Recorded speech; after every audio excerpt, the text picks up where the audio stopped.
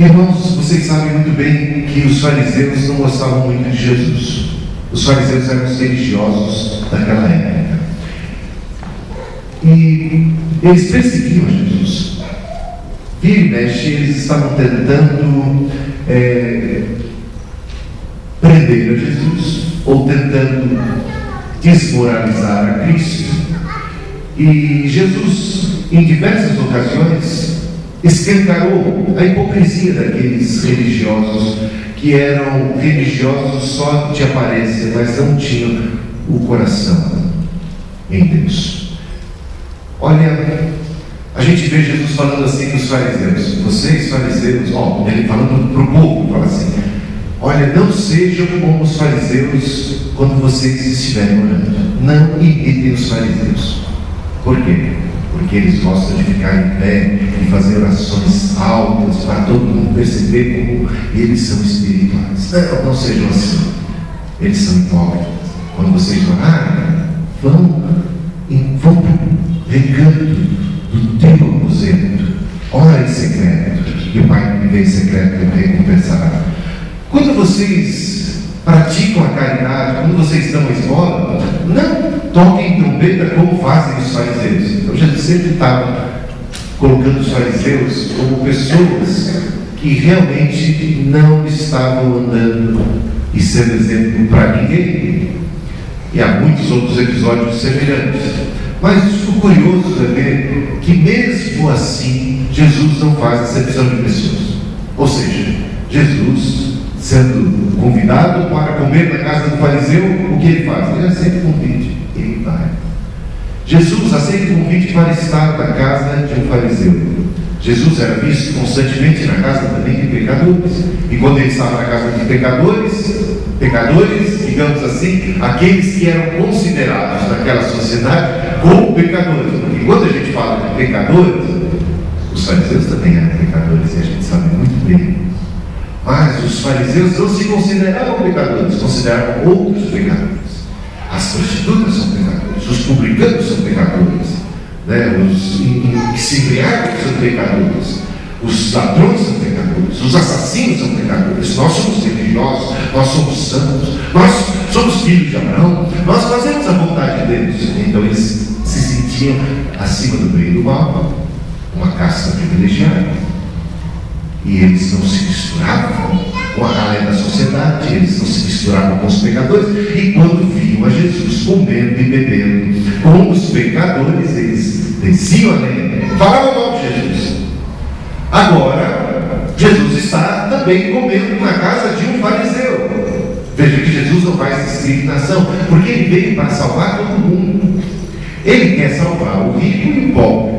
Ele quer salvar aquele que é pecador e que se conhece como pecador, e quer até buscar salvar aquele que acha que não precisa de salvação.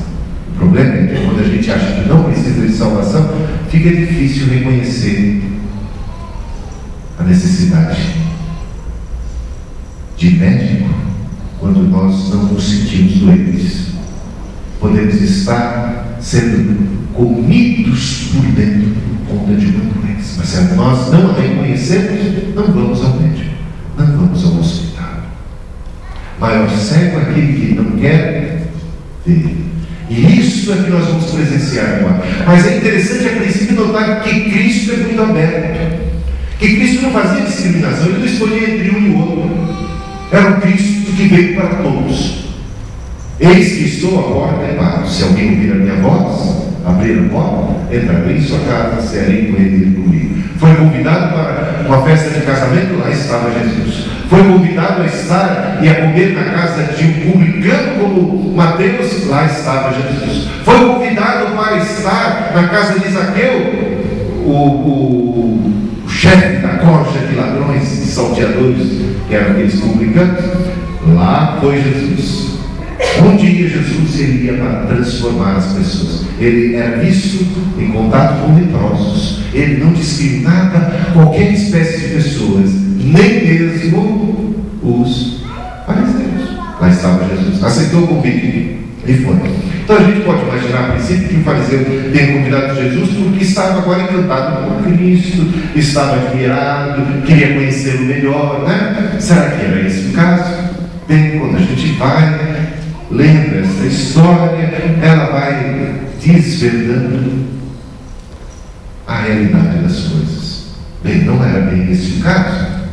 Jesus foi convidado, ele era o mestre que vem de fora, um mestre que vem de longe e que quando chega naquele lugarejo é recebido pelo principal, pelo fariseu, por aquele que era o mestre local, a sua própria casa. E quando a gente pensa numa casa, não pense numa casa pequena como as casas que nós costumamos ter hoje, principalmente em São Paulo, apartamentos que são muito apertados, mas era uma casa onde muitos convidados podiam ser chegados. Era uma espécie de banquete público que acontecia ali, banquete público. Era o mestre que estava sendo convidado. Alguns convidados especiais se reclinariam, ouça só essa expressão, não se sentariam à mesa, mas se reclinariam à mesa. Era uma mesa muito baixa, era uma outra cultura, não havia cadeiras para se sentar à mesa, não era uma mesa como a nossa, era uma mesa baixinha. Os convidados especiais, eles se sentavam ou se reclinavam à mesa, ficando nessa postura mais para frente, com provavelmente cotovelo naquela época não era pecado, não era fora, né, da etiqueta, colocar cotovelo na mesa. Era assim que se fazia, se reclinava a mesa que era muito baixa e os pés ficavam para trás. Quantos convidados especiais, e a gente tem que entender que esse é um banquete público. Alguns convidados estavam à mesa, outros, o povo também convidado. O povo, veja, uma prostituta está ali, uma mulher da vida, que até então era da vida, a gente vai perceber bem que ela é uma mulher mudada, ela tem acesso. As pessoas têm acesso a esse banquete, que é um banquete público, promovido pelo fariseu, que é o líder daquela comunidade, a um jantar. Alguns convidados especiais, à medida que os convidados especiais chegam, o fariseu tem que fazer as honras da casa. E o que ele tinha que fazer, que era de praxe, que era etiqueta, era receber convidados especiais com um beijo. Promover aos convidados especiais que os servos lavassem os seus pés. E outra coisa, para o mestre vindo de fora ainda havia um ato de consagração, de reconhecimento, que era o derramar de óleo sobre a cabeça. Isso é uma questão de distinção. Essas três coisas aconteciam. À medida que os convidados foram se chegando, lá estava o fariseu, recebia um beijo, recebia, providenciando a lavagem de seus pés, e assim sucessivamente. Quando entrou Jesus, que era um convidado especialíssimo, um grande mestre vindo de fora, todo mundo ficou pasmo, porque quando ele entrou, o fariseu não foi cumprimentado. O dono da casa não fez as honrarias, não foi lá, não cumprimentou com um beijo. E fez isso de propósito. Mas tem mais, ele não providenciou como fez para todos os demais, como sempre fazia com todo mundo, sem exceção. Ele não providenciou para o seu convidado especial água para que seus pés fossem lavados. Ninguém lavou-lhe os pés, e muito menos óleo foi derramado sobre a cabeça de Jesus. Três coisas foram negligenciadas, e isso era para encabular a Jesus, isso era para mostrar, o fariseu estava com isso, insultando a Cristo e mostrando para todo mundo que ele não dava consideração, que ele não tinha em alta reputação a pessoa de Cristo. Tratou a Jesus como tratava a galera da sociedade e todos aqueles que ficavam em volta da mesa, não como convidado especial.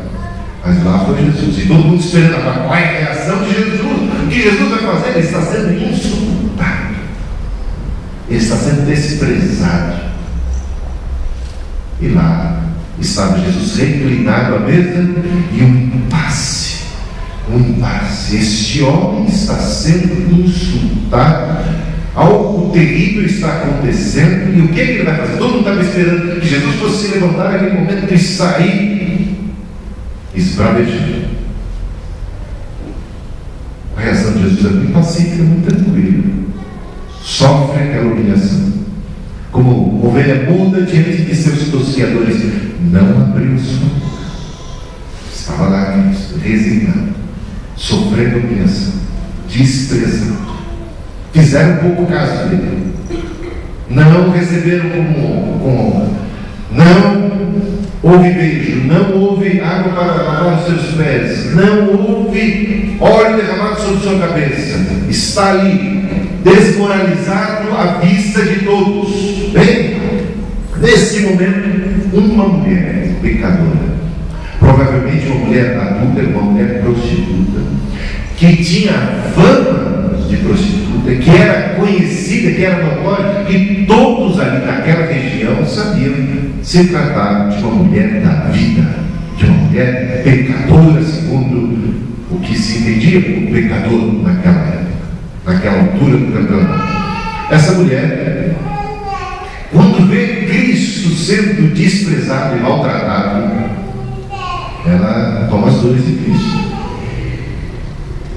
Aquele impasse, aquele silêncio, aquela coisa terrível acontecendo, porque Cristo não foi recebido com honra. Aquela mulher indignada olha uma mulher, e ainda mais na condição dela fazer o que ela fez, tinha que ter muita coragem. Ela, indignada, toma um passo, vai adiante e veja por trás. Por que ela vai por trás? Lavar os pés de Jesus com suas lágrimas de indignação, porque não podia fazer isso pela frente. Isso não estava sentado como nós nos sentamos à mesa, isso estava reclinado. Ela por trás dos pés, e isso está para trás da mesa. Ela por trás, como uma serva, chora as lágrimas de indignação por ver como aquele homem havia cometido um ato que insultava alguém tão especial para ela. Não, nada especial para a fariseu, nada especial para aquele tal de Simão, mas para ela era muito especial. Ela não pediu uma bacia d'água, ela podia ter pedido, mas ninguém daria uma bacia d'água para uma mulher como aquela. Ela poderia pedir uma toalha também, mas seria em vão. Ninguém atenderia o pedido de uma mulher daquele tipo. Então ela improvisou, e com suas lágrimas de uma pessoa indignada, alguém que agora está assumindo as dores de Cristo e vai fazer às vezes do anfitrião, chora ela aos pés de Jesus e lava os pés de Jesus com suas próprias lágrimas, e improvisa uma toalha nos seus cabelos e enxuga os pés de Jesus. Ele não recebeu beijo no rosto, ela não ousa ir dar um beijo no rosto de Jesus, mas como uma serva beija os pés de Jesus sem parar, recebendo, acolhendo com toda a honra, com toda a dignidade. Olha que contraste. E aquele homem não reconheceu a Cristo como mestre, falava na boca para falar mestre, em tom de ironia, mas todas as suas atitudes revelavam que ele não considerava Cristo como mestre. Aquela mulher faz o que aquele homem deveria ter feito, recebido a Cristo e derramado óleo sobre sua cabeça. Ela não tinha óleo, mas ela tinha algo muito mais caro que o óleo. Ela tinha um vidro de alabastro, ela tinha um perfume caríssimo que ela usava na sua profissão, entre aspas, para seduzir os homens. Até então aquele perfume fazia parte de seu ritual para atrair os homens. Ela pega todo o perfume, já um sinal de que não pretendia usar mais aquele perfume, para este mesmo fim, que até então era o propósito dela. E nem pretendia também vender aquele perfume, mas entende que Cristo era digno de toda aquela devoção. Aquilo que ela tinha de mais precioso ela quebra e derrama aos pés de Jesus. O homem colocou óleo na cabeça de Cristo. Ela pega o que ela tem de mais caro e precioso e derrama aos pés de Jesus. Muito interessante isso. Quando essa mulher fez isso, chorava, tocava, beijava os pés de Jesus. Sabe o que disse aquele Simão, o fariseu? Ele disse para si mesmo, como que pensando algo, como que tirando já conclusões precipitadas do que ele podia ver, com que os seus olhos podiam contemplar. Ele estava dizendo, até no ato de autojustificação, tentando justificar a si mesmo: por que é que eu não o recebi com dignidade? Por que é que eu não fiz as honras da casa? Por que é que eu não pratiquei a hospitalidade? Por que é que eu não honrei esse homem? Sabe por que eu não honrei? Porque ele não é profeta coisíssima alguma, ele não é mestre de coisa alguma. Está na cara. Se ele fosse mestre, se ele fosse um profeta, saberia, teria discernimento que quem é que está tocando ele é uma mulher prostituta, é uma mulher da vida. Como é que ele pode permitir um absurdo desse? Está na cara que ele não é profeta. É por isso que eu não beijei, é por isso que eu não o recebi como honra, por isso que eu não lavei os seus pés, por isso que eu também não derramei óleo sobre sua cabeça, como seria de praxe naquela sociedade, naquela época. Quando ele dizia isso, ele não é profeta. Essa mulher que toca nele é uma mulher da vida. Sabe o que ele faz? Jesus. Sabe que Jesus conhece os nossos pensamentos? Não? Conhecia os pensamentos do fariseu. Você está dizendo que eu não sou profeta, mas você não está dizendo para mim, você só está pensando. Eu já sei, eu vou responder isso. Ele não fala assim, mas ele está respondendo aquilo que o homem pensou. Enquanto o homem pensar, você não é profeta, ele diz: Simão, eu poderia dizer algo? Sim, Senhor, fala, mestre. Olha que hipócrita, que falso, que irônico esse camarada, esse Simão. E aí Jesus fala assim, ele conta uma parábola, não é isso? Uma parábola. Jesus é o mestre das parábolas. Em cada uma das parábolas dele, olha, tem lição. E esta lição dessa parábola é muito intrigante. É uma parábola que vai revelar o coração do fariseu, que vai mostrar que Cristo é profeta, sim. Uma parábola de Cristo naquele contexto é reveladora de seu caráter profético, de seu discernimento de todas as coisas e de conhecedor que ele é dos segredos mais íntimos da alma humana. Que parábola é isso? Ele diz assim: certo credor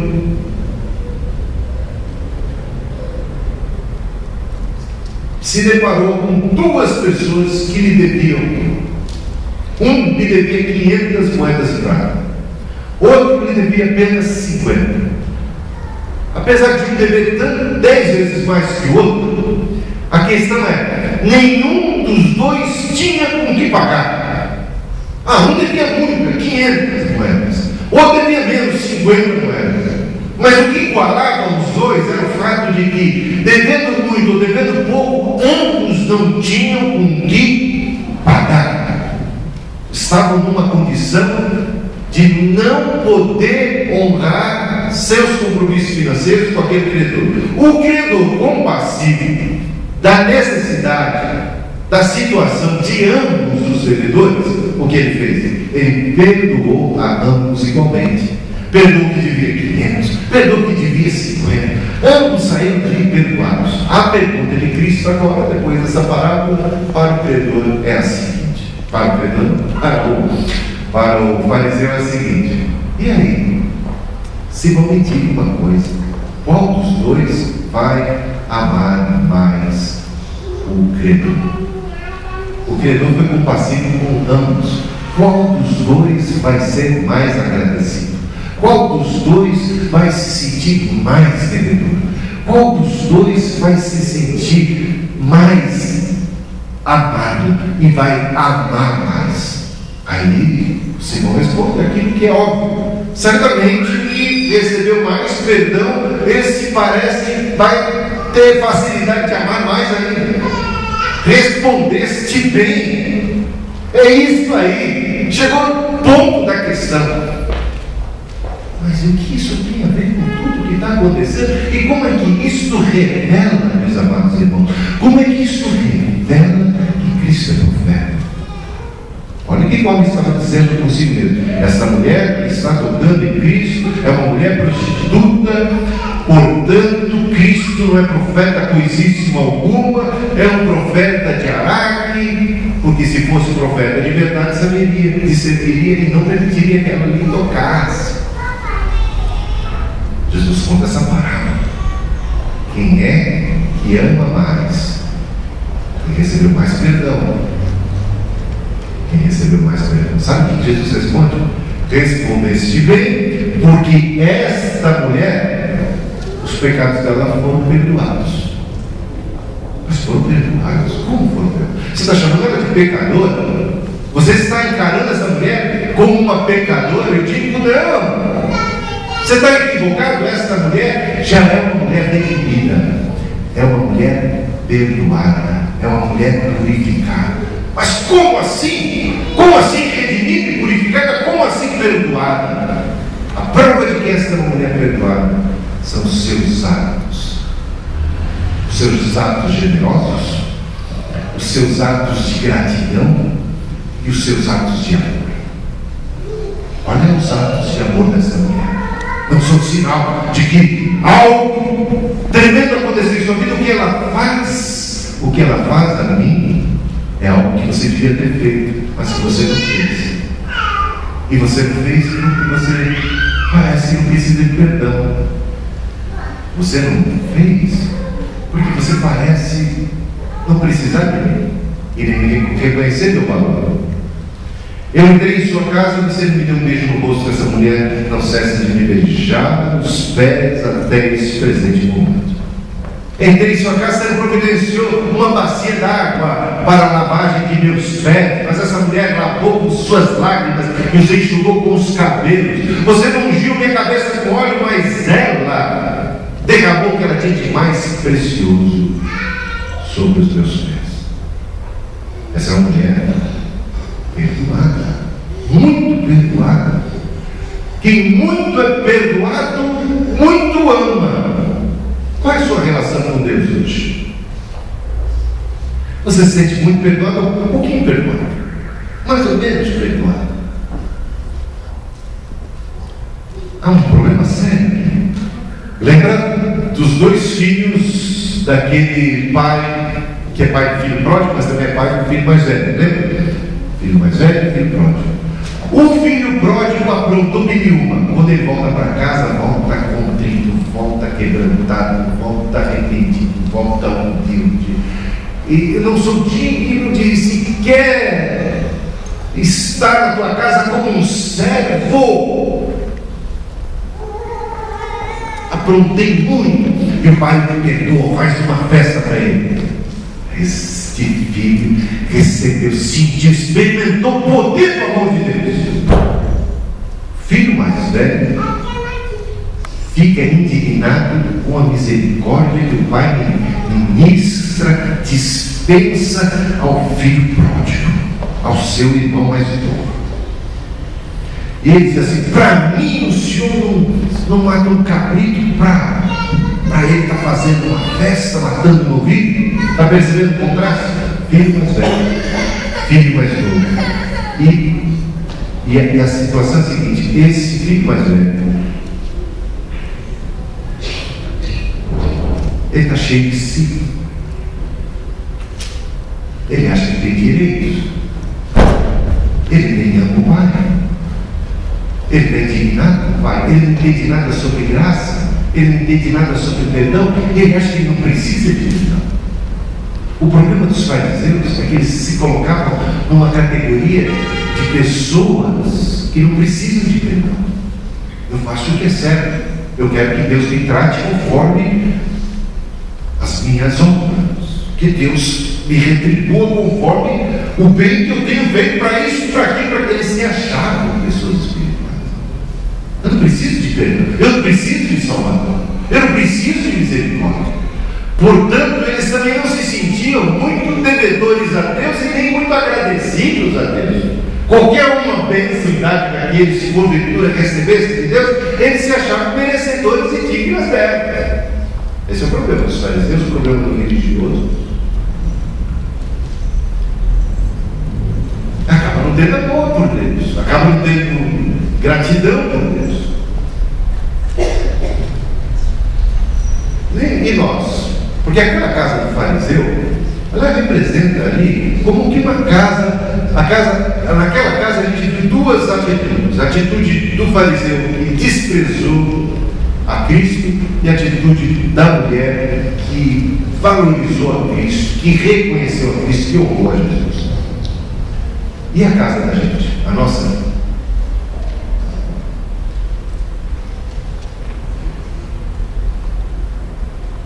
Queria que a gente parasse para refletir sobre isso, e essa é basicamente a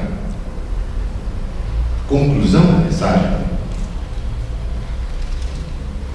Curve a sua cabeça, medite sobre como nós temos nos relacionado com Jesus Cristo. O que Ele é para nós. Somos nós pessoas conscientes de nossa pecaminosidade, de nossa vida pregressa, ou do distanciamento que temos de Deus, da necessidade que temos de perdão, de salvação. Nos sentimos muito perdoados por Deus, nos sentimos muito amados por Deus, bebemos nós da graça divina e, portanto, somos nós agradecidos e nos sentimos devedores eternos desse grande amor que Ele dispensou a nós, ou nos colocamos de uma maneira diferente, mais parecidos com aquele fariseu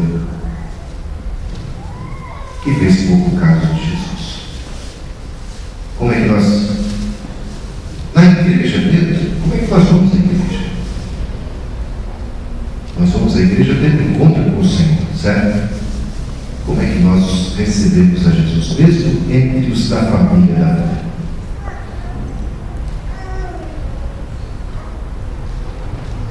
Alegria, quando me disseram vamos à casa do Senhor, a alegria, a gratidão está em nosso coração, os louvores estão em nossos lábios. Quais são os atos da nossa vida que expressam nossa gratidão a Deus? Você poderia enumerá-los? Você poderia enumerar todos os atos, porque ali Cristo estava enumerando os atos daquela mulher e comparando os atos daquela mulher com os atos daquele homem. Enquanto o homem, veja que o pecado do homem foi que ele não fez o que devia fazer. E às vezes a gente acha porque simplesmente não fez, não cometemos pecado algum. Eu simplesmente não fiz nada, eu não fiz nada. Aquele homem também poderia dizer: eu não fiz nada, eu não fiz absolutamente nada, eu não pequei contra Jesus, eu não fiz nada. Esse foi o pecado, ele não fez nada. Ele estava diante de Jesus e não fez nada. Ele não se sentiu impulsionado por amor a fazer qualquer coisa. Não havia gratidão em seu coração que o impulsionasse a qualquer ato de honra, devoção. Onde estava a devoção daquele homem? Nenhuma devoção. Onde estava a simpatia dele por Cristo? Nenhum sinal de simpatia. Onde estava o amor dele por Cristo? Nenhum sinal de amor. E os nossos atos, meus amados? Se Cristo olhasse, veja que Cristo olhou para aquela mulher, olhou para ela e viu o que ela estava fazendo. Se Cristo olhasse para nós, para o nosso cotidiano, para a nossa vida, se olhasse para nós dentro deste culto desta noite, o que ele teria visto? Será que ele poderia nos destacar no meio da multidão e dizer: vejam este homem, vejam esta mulher, vejam este jovem, olha o coração, olha os atos. Quando veio para o culto, não veio de qualquer jeito. Quando se apresentou para adorar, não adorou de qualquer jeito. Não fez as coisas mecanicamente. Quando esteve diante da palavra de Deus, quando esteve diante do Senhor, mostrou reverência, mostrou temor, teve fé, abraçou. E quando sai daqui para fora, quais têm sido os atos que revelam que é uma pessoa de fé, tratar-se de um cristão genuíno de fato de verdade? Eis aí o tema da mensagem. A salvação, o perdão produz um coração agradecido. E todos os nossos atos, aqui não foi os atos daquela mulher que providenciaram, ou que trouxeram os atos para ela, salvação. Jesus claramente diz isso: a tua fé te salva. Cristo está declarando que aquela mulher é uma mulher perdoada. Ele não está dizendo que ela está sendo perdoada naquela hora. Aquela mulher foi uma mulher perdoada, provavelmente foi perdoada anteriormente. Na caminhada de Cristo deve ter se encontrado com Ele e recebido o espantoso perdão de Deus. Uma mulher que era tida como uma mulher perdida, sem nenhuma esperança, encontrou o perdão, encontrou a graça. E agora estava derramando-se aos pés de Jesus, derramando o que tinha de mais precioso, devotando a sua vida aos pés de Cristo. Ato de amor, ato de fé, sinal da sua salvação. A salvação está sendo proclamada, a salvação está sendo anunciada. Era uma salvação que já estava dando frutos. E a sua salvação e o perdão dos seus pecados, que frutos têm produzido. Eis aí a mensagem. Que muito foi perdoado, muito amado. E o amor, meus amados irmãos, amor é ação. Amor não é conversa para boi dormir. Amor é atitude. Você já conversou com uma moça iludida? Ele me ama. Mas ele te ama, mas ele está te batendo. Não, mas ele me ama. Ele te ama, mas ele não cuida de você. Não, mas ele disse que me ama. Ele me ama sim, eu sei que ele me ama. Mas parece que ele saiu com outra. Não, mas ainda assim, eu acho que ele me ama. Quando eles amam. Mas ele diz que me ama, ele me convence com palavras que me ama. Bem, talvez uma moça possa se convencer de um absurdo dessa natureza, um rapaz também. O amor só pode ser. A gente só sabe que outra pessoa nos ama de fato porque alguma coisa está acontecendo, não é verdade? A não ser que a gente goste de ser iludido. Que prova para nós que alguém nos ama? Que esse alguém capaz de fazer. Concorda comigo? Pensa bem. O que prova que você ama Deus? O que você é capaz de fazer por Ele? Veja o que aquela mulher foi capaz de fazer por Jesus. Pensa nisso. O que nós somos capazes de fazer por Ele. Oremos. Coloquemos em pé no teu momento de oração. Eu gostaria de convidar você a buscar a presença do Senhor. Pode ser onde você está mesmo. Busque a presença do Senhor.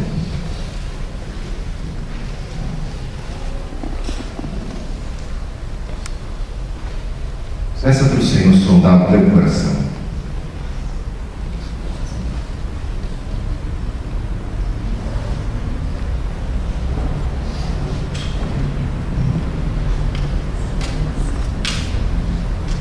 Uma parábola de Jesus reveladora. Jesus não precisou de muitas palavras para escancarar o que estava se passando. Nós estamos diante de um ser tão sábio, tão tremendo, que tudo sabe, conhece os nossos pensamentos. Senhor, Tu que conheces os nossos pensamentos, pedimos sobre os nossos corações esse Senhor revelou qual era o coração de Simão, e assim como o Senhor revelou qual era o coração daquela mulher, revela para nós qual é o nosso próprio coração. Quais têm sido nossas atitudes em relação a Ti, na nossa vida, no nosso culto, na nossa família, no nosso ambiente de trabalho. Pai Celestial, te pedimos ajuda e socorro. Podemos cantar uma canção enquanto em espírito e oração estamos falando com